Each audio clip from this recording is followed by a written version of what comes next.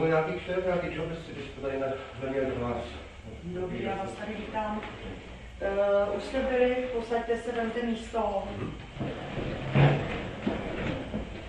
Já se vás zeptám, byli jste už na registru úřadu práce? No, tak to tam nechodíme, ale už je taková. Už jste byli zaregistrovaní? Špatná doba. Já nevím, jestli kamarád, ale já ne teda. Už jste byli registrovaní na úřadu práce? No, nevím jak kamarád, ale já ne, no. Dobře. Jo, já byl.